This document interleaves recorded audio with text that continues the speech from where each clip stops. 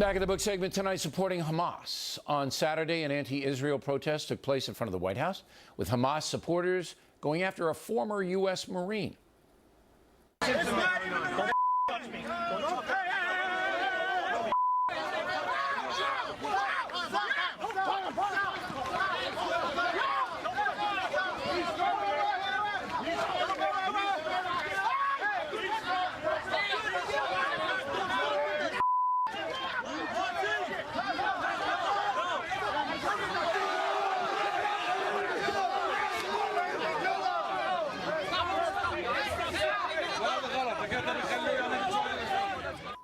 Joining us now from Washington, Charles Krauthammer. Now, some people know this, but not all. You're a psychiatrist as well as a political guy.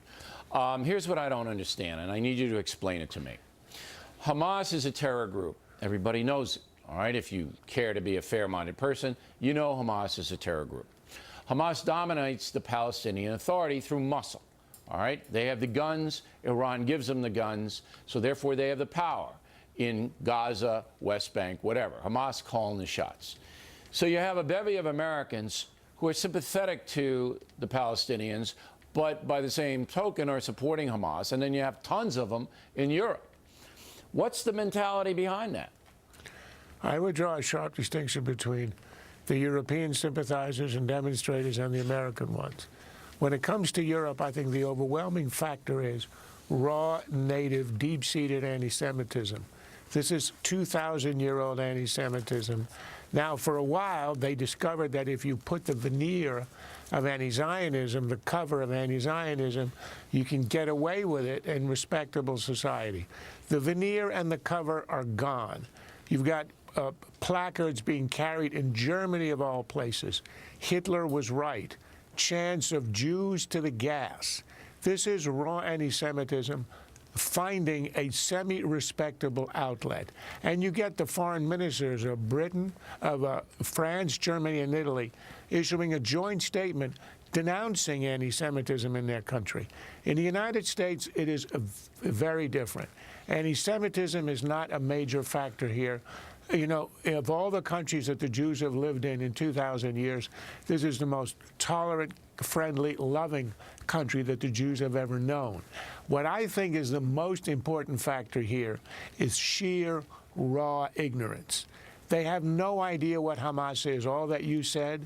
They have no idea, for example, that there is no occupation in Gaza.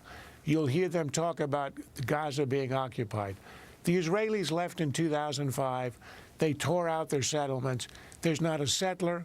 There's not a soldier. There is not a Jew left in Gaza. Do any of these people know it? No. Are they aware that just a few days ago, the spokesman for Hamas in Lebanon said on Arabic television that the Jews lust for the killing of children? After all, they have always used the blood of children in their matzahs on Passover. And when he was asked about that again, I think it was yesterday, on a major American network, he refused to retract.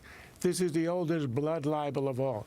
Are they aware of the fact that Hamas's charter calls not just for the destruction of Israel, but for the killing of Jews everywhere in the world?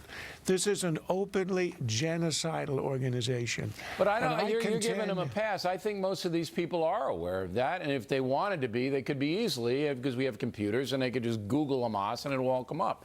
Now, what fuels it, These are not people interested in information or truth. They don't care about the truth because, in your opinion, and I think you're right, they hate Jews.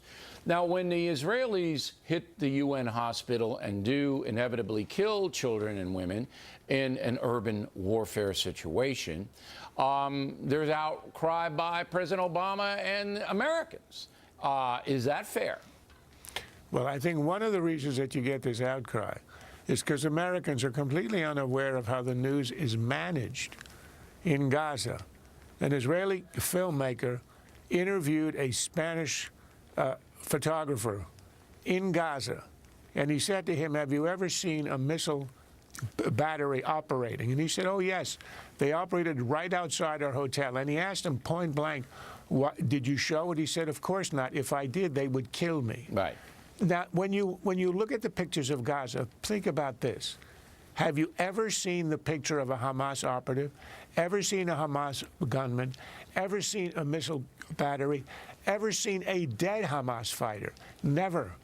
There are hundreds of them. Even the Palestinians admit that. If you take their own numbers, bogus, but even if you take their own numbers, there should be 300 or 400 dead Palestinian terrorists. Have you ever seen one on camera? Never.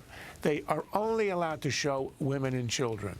All right, Charles Krauthammer, thank you, as always.